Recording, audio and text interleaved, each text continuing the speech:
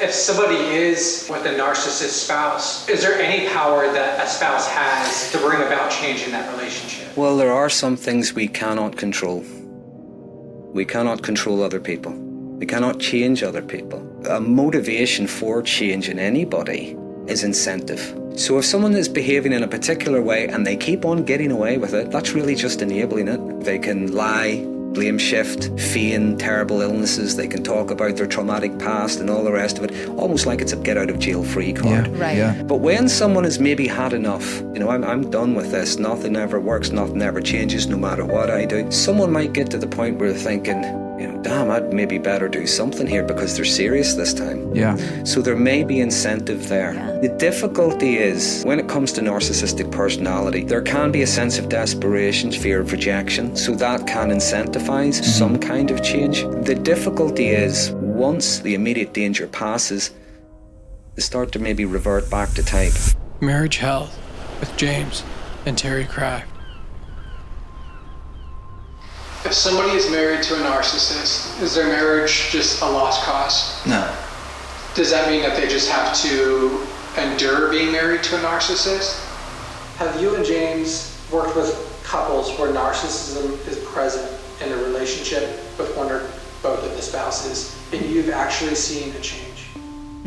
I have worked with clients who there are some narcissistic tendencies that have been identified and acknowledged. That's the key, identified and acknowledged.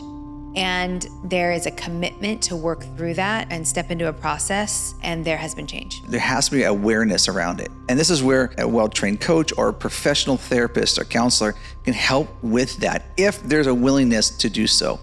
If there's no willingness, yes, it can be very destructive for your marriage, down to a place where you finally just want to give up because you're tired of being on the end of always being the one wrong or being ridiculed or treated poorly and not cared for. And so it's important. You want to have both sides aware of it. Here's the deal. So when somebody has a way of adapting to the world with a narcissistic injury, and I like to call that a narcissistic injury, if it can be acknowledged, like, yes, you're right, what I'm doing is causing impact on other people's lives. Somebody who realizes they have a limp, that this limp is not just a limp, it's actually a weapon that can really hurt people. And I don't want to hurt people. I don't want to do that anymore, but I keep doing it. And I really, truly, that's not what I want to do. At that point, you're dealing with somebody who has the capacity to change or the capacity to want to change. That's the difference. So if somebody can't get awareness around it and can't acknowledge it, it likely won't change. Tucked away in a quiet town in Ireland, one of the most prolific experts in the world on narcissism, Darren F. Magee, makes videos on every facet of this personality disorder. Wives and husbands who have narcissistic spouses turn to Darren's videos to find answers. Licensed counselors, when they receive clients who are narcissists, stumble upon Darren's videos because even professionals can need help when it comes to narcissism. What is your impression of Darren Magee? He doesn't sensationalize a topic. So he comes at it in a very balanced, researched, knowledgeable perspective. I like how chill he is. I can only imagine the people he works with, and his personality is what he needs to have. But man, it's direct. It's with authority. He speaks direct. When I started out, first of all, I did not think I would be talking about narcissism. I started during the lockdown and I just wanted to talk about mental health related things, relationships and so on. Yeah. But the majority of the questions, because I leave my channel open for people to ask for content, want me to talk about, just the majority is narcissism. What I wanted to do, and I've stuck with that throughout. Now, I know sometimes my sarcasm comes through, I'll admit that. Oh, we love it, yeah. But I wanted to talk about it without the drama, without the intrigue. Yeah. Yeah. Do you know what I mean? Without the sensationalism. Yeah. Yes. Because I think there are so many channels out there that are just, Yeah. the narcissist is possessed. They have laser beam eyes. Yeah. Do you know what I mean? No, it's not. It's a dysfunctional personality. Yes. Yeah. Darren, Yeah. Yeah. do you think that if a spouse has narcissism or strong narcissistic tendencies, does that mean that their partner should leave the relationship? Is the relationship a lost cause? A word I never use in therapy is should. Like most things, narcissism exists on a spectrum. Sometimes you get someone who is just very self-absorbed. Yeah. They're pretty much obsessed with themselves. They can be quite selfish and so on. And they might like empathy. They're not necessarily bad people. Right. That would, I suppose, move right up the scale to where someone maybe has a full-blown personality disorder. The clue is in the word disorder. And that has the disorder, the way I characterized it, is having a huge impact on just their day-to-day functioning. Yeah. As well as with their relationships with other people, as much as with themselves. If you think of narcissism is characterized by, even setting aside the diagnostic criteria, it's characterized by having a huge sense of entitlement. They believe they are deserving of special attention, special treatment, and so on. They can be highly disagreeable. There's a huge resistance, sometimes a huge sensitivity to anything, not just criticism, but anything that could be considered as criticism. There's a constant need for validation. Again, special attention. So you have those characteristics with narcissism. When they're comorbid with the other things that would be on what's known as the dark tetrad, you would have psychopathy, and that's characterized by being callous. Yeah. There's a disregard for the well-being and the safety of other people. There's it can be like a lot of antisocial behavior and almost like a parasitic kind of lifestyle. Yeah. But then, again, on the dark tetrad, there's also Machiavellianism, and this is being very, very manipulative, very sneaky. And again, because of the things like the lack of empathy, it's believing that the end justifies the means. Okay. Whatever it is they do, whatever lie they tell, they're entitled to do so, they have to do so, whatever. And again, there's no conscience. Yeah. Okay. And lastly, there's sadism. And sadism is characterized, I would just say, cruelty. Now, it's inflicting cruelty on others, either to control them or just for their own pleasure. Yeah. And it's either inflicting it or even just enjoying seeing other people in pain and misery. Yeah. Wow. So when those three things are coexisting with the narcissism, you have quite a dangerous combination. Yeah. Right. And obviously somebody's going to feel unsafe, and that's going to, obviously manifest in a lot of issues in their own life and their own body, to the point where they would reach out and say, should I or can I, right? And at that point, and when the safety is degraded to that level. We don't use should, though. Maybe not in that case, but I hear you though, because sometimes in the safety realm there is a should moment, that they should move towards safety. Yeah. Other times, as I say, you just might have someone who's selfish. They're self-absorbed. They like to be the center of attention. It's all about how special they are. They've got the best toys. They have the most interesting stories. They are the funniest person in the room. They're the most important person in the room. Yeah. And sometimes they can be something of a pest, but it can be quite manageable. Yeah. Right. They may have a capacity to change. Darren, so talking about, we have if say a couple comes to you or comes to us, and you have one that has betrayed their spouse in some form. Maybe it's some kind of sexual addiction. It's a betrayal in the marriage, or even go outside sexual. Maybe it's financial, or there's other secrecies behind the scenes that come out as betrayal in their marriage. And all of a sudden they're faced with the reality of the person who is the narcissist, who actually did all the behavior, that betrayal. I want to get help. I don't want to lose my marriage. I don't want to lose this, because I notice a lot with narcissists, they don't want to have that sense of abandonment or being left alone either. They'll manipulate, gaslight. They'll do everything they can to keep their environments intact and in control. Okay. So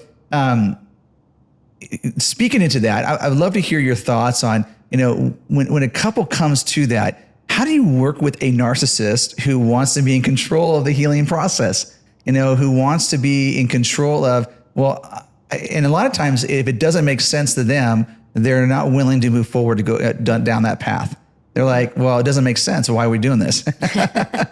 And so how do you approach that? Because I think that's a lot of people do face that in their healing journey. Well, this is the thing about betrayal. You are never betrayed by your enemies. You're only ever betrayed by the people you trust, Yeah. or those that you trust. Such a good comment. So, in case of a partner, betrayal can happen for many different reasons. Yeah. It doesn't just have to be narcissism. The most common reason that brings couples to marriage health is one thing: betrayal trauma. When betrayal trauma occurs in the marriage, an affair, deception, cheating of any kind, even discovery of a pornography addiction, a lot of people around you might say, leave your spouse immediately, just go. And in some cases, that might not be wrong. Others might expect you to go to 2 or 3 couples counseling sessions and then push it down and never bring it up again. And if there's abuse in your relationship, that's definitely not correct. But are those your only 2 options? Leave or push it down? Marriage Health believes it's okay to hope for option number 3, a miracle. A miracle that 2 people can go into a process and come out the other side completely unrecognizable. So many of you have reached out to us for help, and not all of you feel ready for coaching. So we decided to create a 10-part program just for you. They cheated. They had an affair. You found out they had an addiction. I don't know what the crisis is that you're facing, but it's your reality. We want to hold that very carefully because we understand how delicate and how difficult that is. You may have so many questions. What am I supposed to do? What next? What now? Stop. Allow yourself to breathe a little bit right now. What we want you to do is be present right now. Be present with yourself because you are important. I do this every day. I do this every single day. And you're not the only one. So it's okay. It's okay to take the steps that you need to take to care for yourself. What now? The Couple's Guide to Surviving Crisis in Marriage. Because we want everyone to be able to get this, we're discounting the price for the next several weeks. And if in the future you feel like coaching is what you need from James or Terry or any one of the coaches at Marriage Health, the price of your course will be discounted from your first session. We just want you to have the support you need. Go to marriagehealth.org/whatnow or find the link in the description. You are never betrayed by your enemies. You're only ever betrayed by the people you trust, Yeah. or those that you trust. Such a good comment. So, in case of a partner, betrayal can happen for many different reasons. Yeah. It doesn't just have to be narcissism. There could be communication difficulties. Yeah. You mentioned financial, so you might have someone who is struggling financially. There could, some kind of addiction, gambling addiction or something like that. So there could be shame. So there can be different things going on there. That's difficult enough to work with. But then there's other times, and even when it comes to infidelity, it doesn't even have to be sexual. There can be people would maybe go on dating apps. Yeah. They just love the attention. They love the thought of someone, chasing them, finding them attractive and so on. So they're enjoying that. And they might not necessarily see anything wrong with that because in their heads, they're not actually doing anything. Yeah, they haven't There's no crossed the line. contact. Right. Yeah. I would look at that the same way as pornography. Yeah. You're still lusting and fantasizing, Yeah. and there's something about your partner. You could be, the partner could be feeling, what's wrong with me? Am I not enough? Yeah. Right. So there's a lot of different aspects to that. But whenever it comes to someone trying to control the therapy, if you want to put it that way. Yeah. Well, you see, this is the thing about therapy. I always say it's the client's process, it's not mine. Yeah, that's good. When there's 2 people in the room, they're going to have to not just talk about things they're uncomfortable with, but they're going to have to talk about things they're uncomfortable with in front of the other person. Yeah. And that can make it even harder. So you might have someone maybe trying to set the agenda or steering away from something. So it's really about There's different ways of doing this. I could keep you here for a fortnight trying to think of the myriad of different ways. But there's different ways of trying to encourage a sense of safety. Yeah. That people can say something and maybe say it in a way that's not necessarily overly accusing, because that just causes people to become defensive. But saying what they're thinking, saying what they're feeling, saying what their experiences are, saying the impact these things are having on them, making sure they're heard, but also giving the other person a chance to respond. That's good. It's the, if you will, I'm pragmatic by nature. I do not have a guidebook on what makes a good relationship, okay? If I could give people a list of 10 things to go and do and have a better life, I would make one session, charge a fortune. That's right. So, that's not how it works. It would be nice, but I am pragmatic in the sense of what makes a relationship work, what makes it healthy.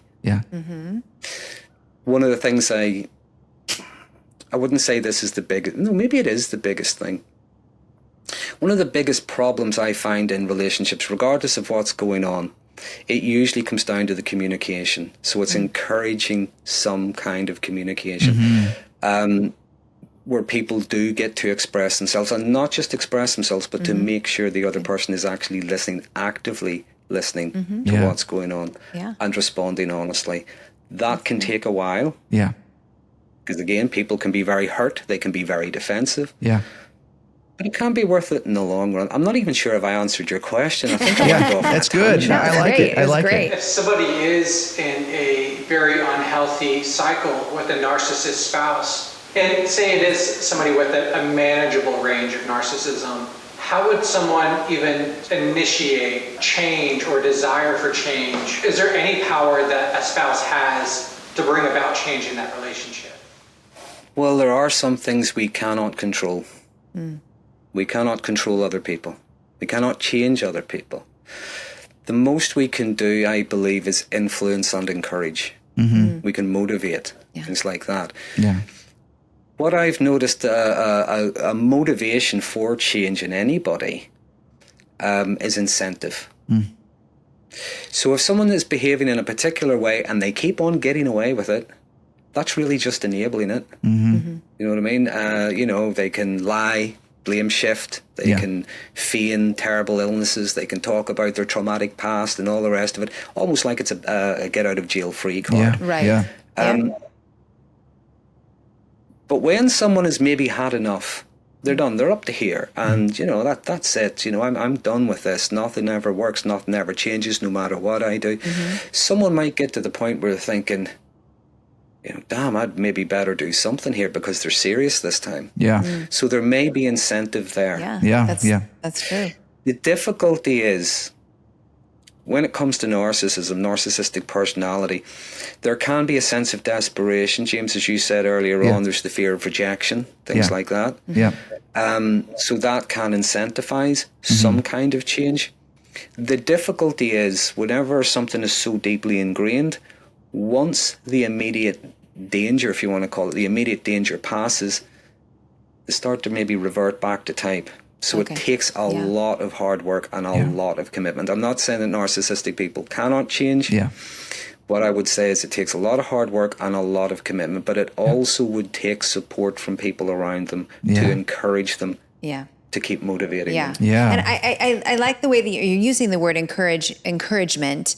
And I've heard different people, in the, mental health field, sometimes they'll say, we sort of tap on that, as we walk through life, or we, sort of expose that in a gentle way, because sometimes these things aren't necessarily, conscious when they're happening, in the lower levels of the acuity. But, I think that it's really important. What you're kind of touching on is boundaries, basically, is, if I'm going to have a boundary as the partner, I have to be consistent with the boundary. I have to be consistent with, my saying what's okay and what's not okay.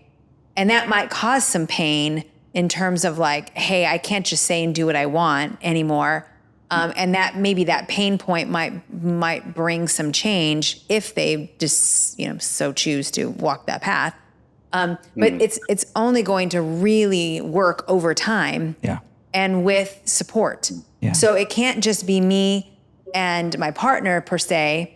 I can have really good boundaries, but at the end of the day, it's really great when there's a third party That's right. like yourself, a counselor, a coach, or whatever it is, that somebody that's speaking into that, that's saying, hey, did you notice that there? Hey, like let's talk about how you said that impacted your partner there. Did you notice what, was going on there? And how are you feeling about that and all of that?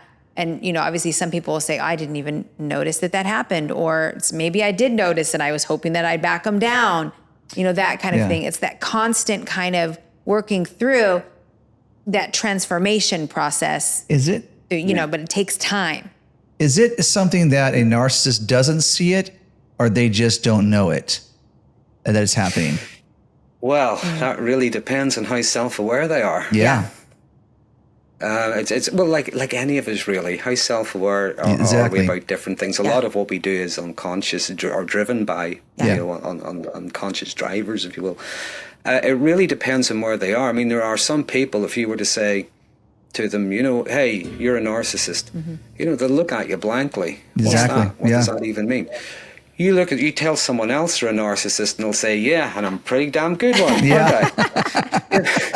Do you know what I mean? It really depends on I guess, where they are. Yeah. Some people might recognize that they get to the point where they recognize their problems their behavior may be causing problems. Again, so that can encourage some kind of change. But other people, they might recognize their behaviors are causing problems. So what they do is they adapt, they change how they behave, but only in order to do the same thing. So an expression I use, and I've said it many times on some of the videos I talk about, there is a difference between the change in a person and a change in a tactic. Oh, that's great. Yeah. And we don't always see it at first, but again, if it's just a change in a tactic, you will see them reverting back to type. Yeah. Because it's very hard to maintain an act. Yeah. Wow, that's really how have you seen the change in tactic play out? I mean, maybe you don't have, we can even create, a scenario, but how have you seen that happen? I think that would be good for our listeners to find themselves in that. Let me see. I'll think of an example. Let's imagine something like covert narcissism, which is it kind of below the radar. It's more like a sense of victimhood and helplessness and things like that. If you don't do what I say, if you don't give me what I want, look at the pain I'm going to be in, look at the misery I'll be in, you will have inflicted this and all that sort of thing. So it's really guilt tripping you. Okay. Yeah. Okay. After a while, someone's done with that. They see through it. They're not going to fall for it anymore. Right. So that might change to, if other people knew how cruel you were to me by not doing this. So it's the same thing to get what they want. It's just a change in how they do it. Yeah. Gotcha. Okay. Rather than maybe go directly and target maybe someone's conscience, they will change and they will maybe shift their fear of public opinion, what others think of them. Gotcha. Yeah, okay. Gotcha. Yeah. So So you're that's just a change in a tactic to do changing the the same tactic. thing. Yeah. Yeah. When we're working with betrayal trauma, we have been known to, create safety plans or repair plans. And there's been times in the past that has backfired on me with a client because the person who on the other end is, has some narcissistic tendencies or strategies. And what they do is they just do the punch list and they adapt around the need that their partner's asking for. And then, they sort of stay away from those hot topics. But like you said, they sort of move in on the side here. Teri, can you just say what a repair plan is? Yeah, yeah. Well, sometimes when I am working with a betrayed partner who has experienced the impact of a person who has narcissistic tendencies or, is actually MPD, whatever it might be on the spectrum, but that behavior has caused innumerable impact in their life. Then sometimes what we'll do is as a way to start kind of working through the process is, let's talk about what it would look like if, their partner wants to bring repair to that And, so we'll start that process of kind of, writing down what are some of my goals in this relationship? Yeah. If I'm going to stay, why? Why is it I want to stay? What are some of my wants? What are some of my needs? Because sometimes, as a betrayed partner, we haven't even figured out in our own system of thinking what our wants and needs are because we've always been manipulated. We don't, for whatever reason or not, we don't even know what we're thinking. So it's our wants, our needs, and then we have some specific requests. And some of those requests might be along the lines of, I request that, if I'm going to continue to be in the relationship with you, you can choose whatever you want to do. But if I'm going to be in the relationship, there needs to be some counseling that's going alongside of our repair process. Or, if there's been infidelity, it's like, I request that, this particular person is completely out of our life. And, if that line crosses again, that means, I'm leaving the relationship, whatever those requests might look like. I request that, we have weekly moments of check-in where I can understand where you're at in your process and you can understand where I'm at, where those are kind of sacred moments and whatever. So, again, those are I'm just throwing out some examples. Well, a repair plan is helpful to the partner because it helps them, first of all, enunciate what they need, want, and request. But it also helps them to give that to their partner and say, listen, you don't have to do any of this. And I'm not going to make you do this because that's your choice. Because, I wish I could control you, but I can't. So if you choose not to do any of these things, you're choosing not to be with me because this is what I need. When someone experiences betrayal trauma, there are a billion questions that all sum up to one big question: what now? They don't know if coaching is right for them, or if it's affordable, or if their partner would even be willing to step into coaching with them. So we created the 10-part program, What Now? The Couple's Guide to Surviving Crisis in Marriage. This program will not take your problems away, but we wanted to be able to at least answer some of your questions, because we know firsthand how scary it can be, and how many questions are mounting up on you right now. Because we want everyone to be able to get this, we're discounting the price for the next several weeks. And if in the future you feel like coaching is what you need from James or Teri or any one of the coaches at Marriage Health, the price of your course will be discounted from your first session. We just want you to have the support you need. Go to marriagehealth.org/whatnow or find the link in the description. Well, a repair plan is helpful to the partner because it helps them, first of all, enunciate what they need, want, and request. But it also helps them to give that to their partner and say, listen, you don't have to do any of this. And I'm not going to make you do this because that's your choice. Because, I wish I could control you, but I can't. So if you choose not to do any of these things, you're choosing not to be with me because this is what I need. Yeah. First of all, when the couple are there, you're making them the architects of their own relationship. What kind of relationship do you want? What's going to work for you? Yeah. So if you will, you're also encouraging them to negotiate. Yeah. Now I think this is going to fly in the face of every love song you've ever danced to. But I think what makes a good relationship is the art of negotiation. Yeah. And the art of trade-offs. What do you give in order to get? Yeah. And if I could just add to that, there's an exercise I would sometimes do with people.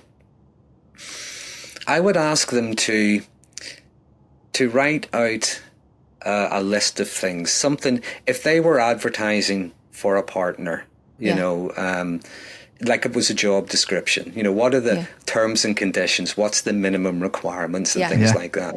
And the two of them, they'll be writing away, and sometimes they're looking at each other and they're giggling, but they're writing away all these things. And when they finished writing, and you see them, sometimes they're quite eager, they want to share them with each other. And I said, well, before you share these, I'd like you to read over what you've just written. Do you do those things?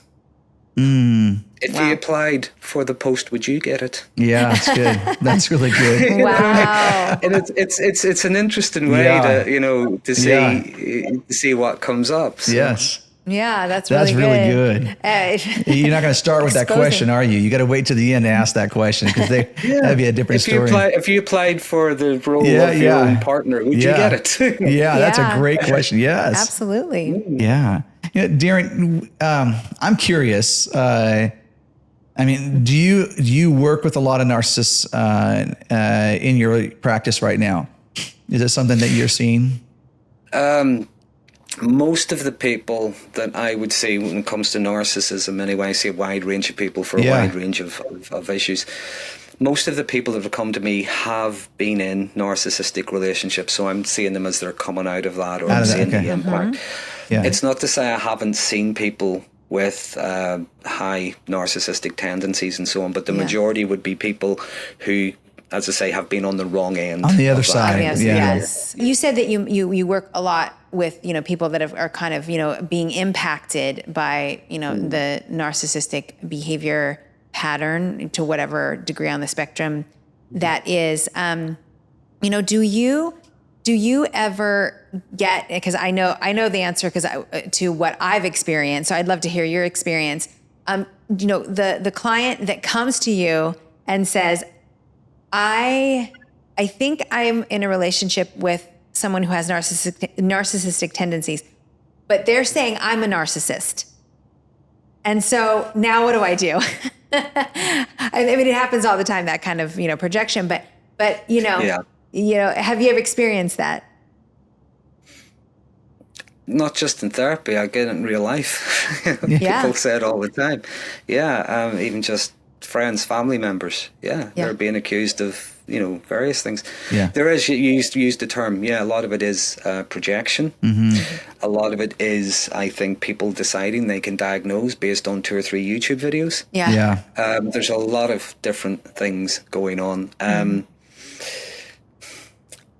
What I say to people is, whether or not someone, whether it's, say, narcissism, whether it's psychopathy, whether it's borderline personality, whether it's obsessive compulsive personality,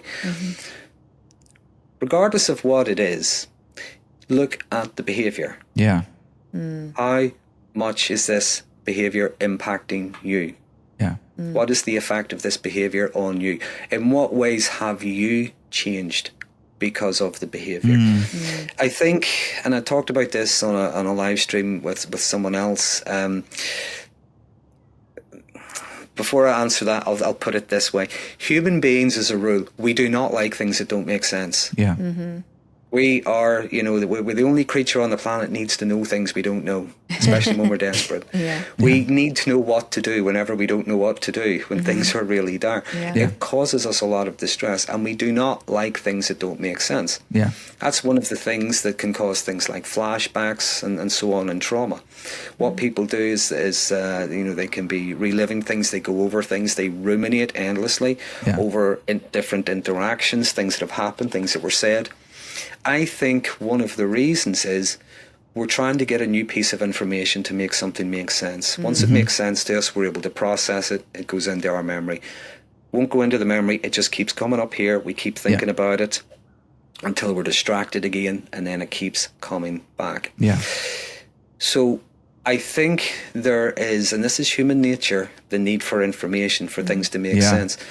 A lot of people can watch videos, read articles, and they'll about different personality types, narcissism, and things like that.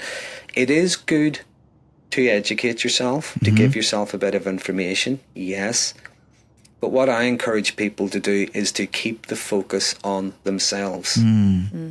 Recognize the behavior, identify the behavior, and if you want to give it a name, and it could well be narcissism, if you want to call it narcissism, that's perfectly okay. But you keep the focus on yourself, because we can go down so many rabbit holes, and every time we get a new piece of information or something that validates our experience, we get like a dopamine hit. So then we want more, and we want more, and we want more. So it's trying to find that balance between educating yourself, Yeah. but also keeping the focus on yourself. Yeah. Yeah. So love that it. you don't get stuck, so you don't go into rabbit holes, and so that you can try to navigate ways forward. As we navigate forward, or as we move forward, I think the moving on catches up. Yes. Yeah. Yeah. I think that's great. That's a good word of advice. And what I find with some of my clients that have endured some projection after working for a certain amount of months, through the process, they realize, I realize I'm not a narcissist. That's what I was told by the narcissist. But I do have, some complex trauma shaping, or I have some, some post-traumatic stress responses because of some of the things I've gone through, and or reactive, defense mechanisms because of these things. And now I'm understanding more about my own process, so I can show up differently, in the process with my partner. Yeah. And instead of them just kind of pointing, I can say, well, actually, that is or isn't true. Yeah. And I can feel confident in that. And that's the thing about, when if we were to be labeled, we're the bad guy, we're the villain because we said no, because we moved out, because we wouldn't give them what they want. And again, there's that targeting of conscience, there's that targeting of public opinion, self-esteem, things like that. Yeah. Go ahead and be the bad guy. Yeah. Yeah. That's good. Be the bad guy. You're always going to be somebody's villain. Yeah. The example I always use, to every billionaire megalomaniac trying to take over the world, James Bond is the bad guy. Yeah. So go ahead, be the bad guy. Yeah. I love it. Yeah.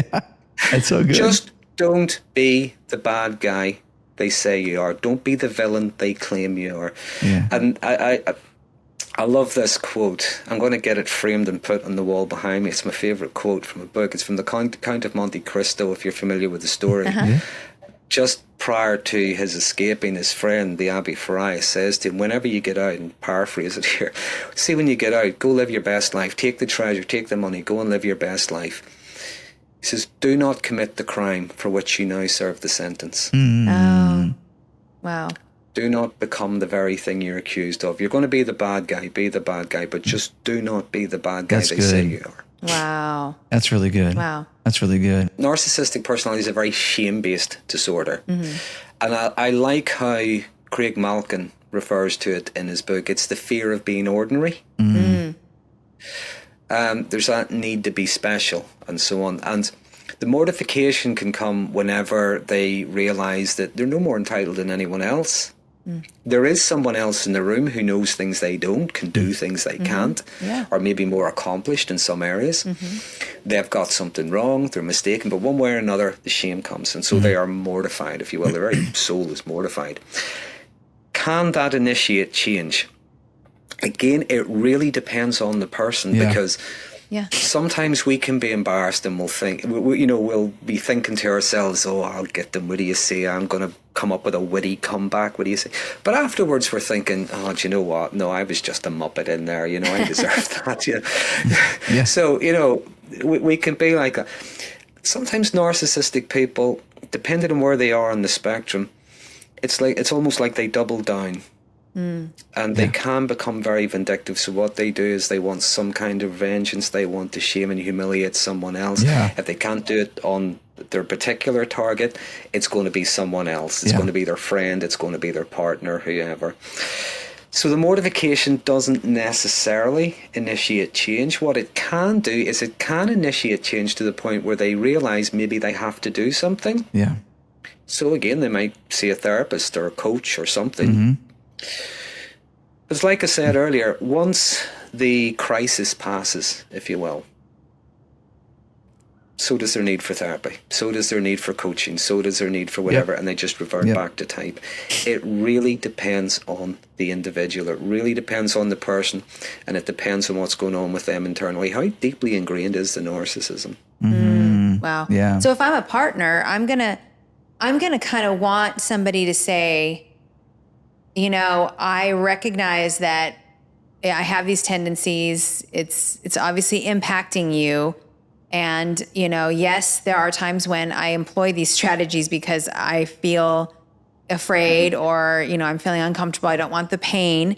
And, I'm as messy as it is, I'm willing to continue to have counseling or coaching or whatever it might be to kind of be that part of my life that's going to bring that change to the surface on an ongoing basis, even if it takes, for the rest of my life. Yeah. I mean, that's obviously the answer that, somebody would have to give.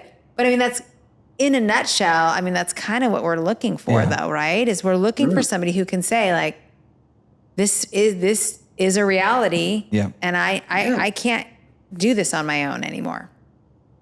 Yeah. And you imagine a couple and one of them is at the end of their tether and they just want to end it. They just want to leave.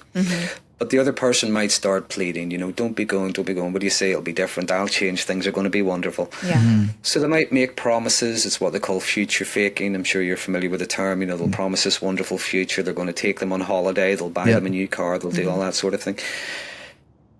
If you were to ask that person, okay, well, if I were to stay, what would be different? What would change? Yeah. Now, that's a very difficult question, I think, for anyone to answer because we're not going to have the answer straight away. Yeah. Yeah. Yeah. What we might say is something, I promise I won't do that again. Or, I promise I'll be more like this, or I promise I'll this. We might do that, but other than that, we're not going to have an answer because we haven't really fully thought it through. Yeah. Narcissistic person, you might get different answers again. You might get the promise of the holiday, the things, I will give you things, you might get a blank stare because they have no idea what that means. Yeah. Yeah. What would be different? And the reason I believe, and this is just speculation on my part, but the reason I believe that is because if you were to ask them what would be different, what would change? If they were to answer that, that means they would have to acknowledge something had been wrong. And that, again, that's going to bring up the shame. And that's very quickly rejected. Yeah. Yeah. That's good. Yeah, that's really good. Yeah. Darren, so for somebody who's coming to this video and they're watching this and they're thinking, my spouse is probably a narcissist or has narcissistic tendencies, what's the origin of that? How does that become? Does someone born into this world and they're coming out as a narcissist?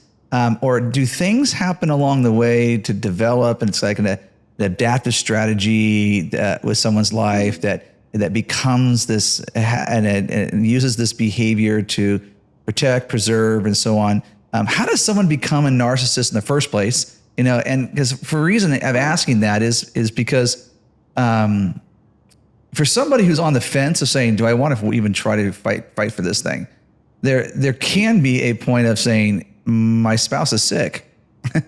It's a disorder, and there's a reason for that. It doesn't mean that's always the case, and nor should they stay if it's abusive and it's hurting them. In a way, it's abusive. But how does that come about?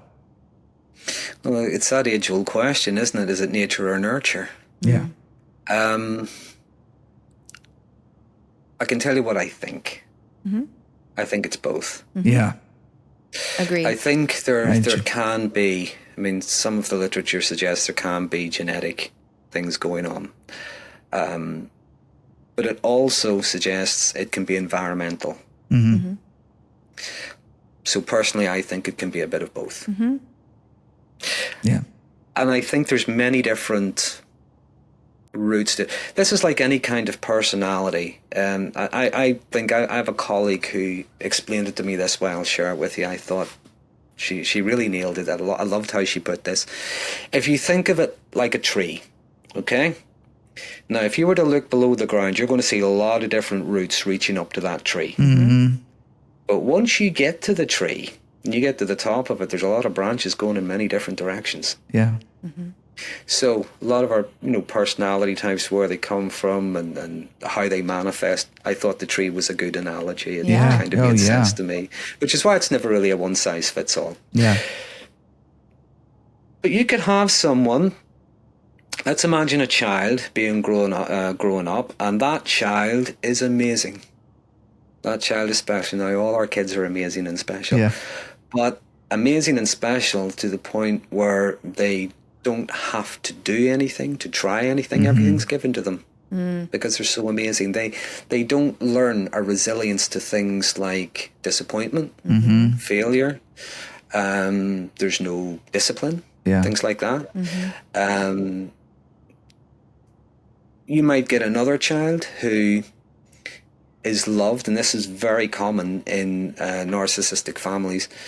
The child is loved conditionally. Now, children are generally loved unconditionally, even though we have to set rules and boundaries and things like that. Yeah. You know, we do love them unconditionally. Like, what I mean by that is, child might do something naughty, might break the family heirloom or something, and the parents are going, "What? That's been in the family for generations." You know, the child, they're going to be angry with the child. The child might get sent to their room. There's no TV for a week or something. You know, whatever it is they do these days. But the child still knows they're loved. Yeah. In a narcissistic family, the love can be very conditional. Yeah. You are loved when you meet my needs. I live vicariously through you, and perfect parents have perfect children. Yeah. You don't come home with 9 out of 10. You have to come home with 10 out of 10. Yeah.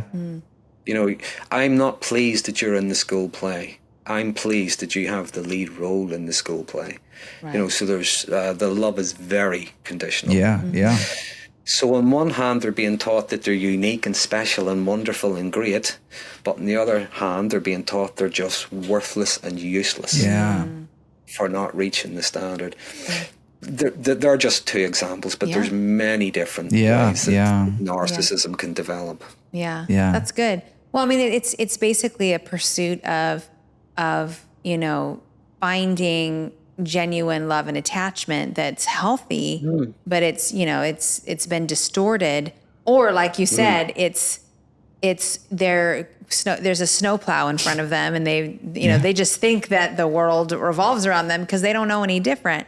And, you know, I think that's probably why we might be seeing more of it in the younger generations. It looks a lot like narcissistic tendencies or even entitlement, because, you know, some of the ways that the parenting has, you know, it's like a pendulum. It's like, you know, we were over here too far, and we needed to move toward, you know, a more of attachment-based parenting. But then some people have gone too far with maybe sometimes the way that they have demonstrated that, and their kids aren't getting any, like you said, coping strategies for healthy resiliency, or showing up when things are hard, or dealing with pain and you know, negative things that come at it. So then it's like, wait a second. You know, I remember we worked with youth for a long time, and I can still remember we were taking a bunch of youth on a trip, and it was, you know, for some development, for some, you know, in their own growth in their own life. And we all got out of the bus, and everybody got their bags. Well, there was these two girls, and their bags were sitting there, and they were like, "Well, who's getting my bag?" And we went, you get the bag. And they said, "Well, we don't ever get bags. You know, we don't ever get bags." And so we kind of thought, interesting, you know, and it's Get kind your of that. stinking bag. Get your bag. We just said, get your bag. If you don't get it, you're going to walk away. But it's kind of that way in relationships. You know, if somebody doesn't have the skills or the tools to show up, you know, with the ability to you know, relate or compromise or see empathically the other person, then they're like, get my bags. And you're like, what? Yeah. So there's something wrong with you for not lifting my bag. Yeah. And I wonder if that's going to become more prevalent as, you know, some of those techniques are. Oh, it sure is. I don't know. Everybody gets a ribbon, I guess, you know, kind of thing. Everybody wins. Nobody loses anymore, you know, on athletic events. It's like, well, you get a prize for turning up. Which, you know, there is good in that, right? There's a good thing in that. However, that's the difference between her and I. I'm like, no. he's the athlete. But there is something really developed also, and I've watched that in our children. It's like there's sometimes when you fall, you know, and you don't get across the finish line. What happens? What do you do, right? Yeah. How do you cope with that? And it's like that was as much the training as getting the medal. Yeah. You know. Yeah. Yeah. I think there's something to be said for praising people for their efforts. you know, and encouraging people, showing them, you know, how they can improve in certain areas. And I think that's different from just, you know, just getting the medal for turning up. Yeah. No, I don't think so. Not in my course. Yeah, that's right. Darren, do you think that anybody should be shamed for wanting to even just give it a shot, saving their marriage, if they're married to somebody who has got narcissistic tendencies? Because especially if you go on a space like YouTube or Instagram, it's like, if you don't leave him because he's a narcissist, you're weak. The only way that you can help a narcissist is to leave them. And the comments like that typically are rampant. But should someone feel shame for wanting to at least try or put forth effort? No, not at all. I don't believe so. And comments like you've just described sound very rigid thinking, and rigid thinking is actually a characteristic of narcissism. Yeah. Yeah. So there's something curious there, isn't there? I think that I think people can feel regret that they maybe tried more, they tried too much, or whatever. I think people can feel regret. I don't think they should be shamed. Some of the comments that were mentioned, you know, about when people do say certain things, it does suggest rigid thinking. Yeah. And rigid thinking is a characteristic of narcissism. It's all or nothing. Yeah. It's yes or no, it's up or down, it's left or right, whatever. So I think it's curious that some of the people who may be trying to shame people, it actually sounds quite narcissistic in and of itself. It sure does. Yeah, for sure. Yeah. Well, and I think when you're in a process with a professional and there's accountability around it, you know, more, you know, you obviously, if you feel safe, you know, as things are exposed, I think you can start to make those decisions more clearly. Yeah. But, you know, I think at the end of the day, I know in our process, you know, I wrote it out and we had obviously a wonderful result, but I know that isn't always the case. But I know that in my own genuine, authentic personhood, I knew I wanted to write it out far enough that the decision I made felt genuine, authentic, and I wouldn't have a regret. And you know, that was great, and we had enough accountability that would have been safe. And I know some people get to that point, and then you know they do have to walk away from the relationship. But I think that you know you're right. I think sometimes on media, social media, people can just be so. You know, they're just basically responding out of their own pain and hurt. But it's, you know, I think every case is so different. I think we should have compassion for, for everybody's process. I think that as well, and I've said this so many times to clients that come to me, as much as I've said this on my videos as well. Everything we ever do is going to have a consequence.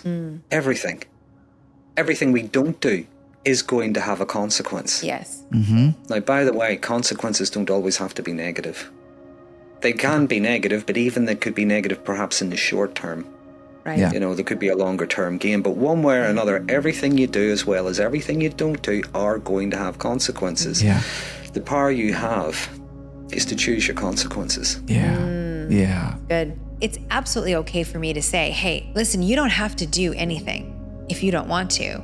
But if you want to be in a relationship with me, I have been hurt. Those strategies of self-preservation are killing our relationship. And so if you want to be in the relationship, as you say you do, then there has to be accountability around that. There has to be somebody speaking into that. Maybe it's couples counseling or coaching that's changing that. Or I have to choose not to be involved in that. And then you'll find out when I'm not in the equation that those strategies are continuing on in your life. You're going to continue to have issues with other people. You're going to continue to have relational tensions. You're going to continue to do this at work. And you're going to realize that you have a problem and I'm not it. So we can choose that now in the relationship and try to do something different with accountability and help.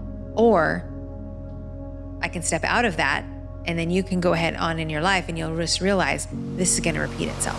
Does it happen that if a spouse or a wife of a narcissist will say to their husband who's a narcissist, you need to go see James, and if you don't go see him, we're done? Oh, I have heard many wives talk about they threaten their husbands because I only work with the guys and I only work with women if Terry's present with us, or if I work with a couple, if I do it individually.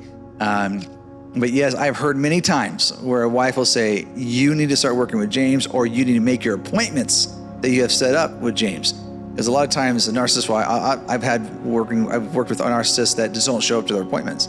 And they have every excuse in the world why they're not making them. And so then they get a good swift kick in the butt that says, you know what, if you don't make those appointments or if you don't start working with him, we're done. Or go to a therapist or go to a coach, go somewhere, start working with somebody, or we're done. And I've heard that countless times. I kind of chuckle about it. So, is that okay to do that in your marriage? Yes, if there's a boundary is established, if there's abuse in an unhealthy environment where a relationship is abusive or is unhealthy and a spouse says, you know what, you need to get help because you got a problem and I'm not it. And if you don't go deal with it, then you know what, it's going to hinder what we have going forward. And if you don't go get help, then it's going to impact how I can go forward with you because I'm not going to continue to walk alongside of you. Is that abandonment? Well, that can be abandonment, but it's on the behavior of someone who's being destructive. They have a choice. Do I continue to live my way in my life the way I'm living it? Or do I change and become a better and healthier version of myself so I can care and serve the person I'm married to? So a spouse says, you know what, you need to get help. Is that wrong for them to do that? No.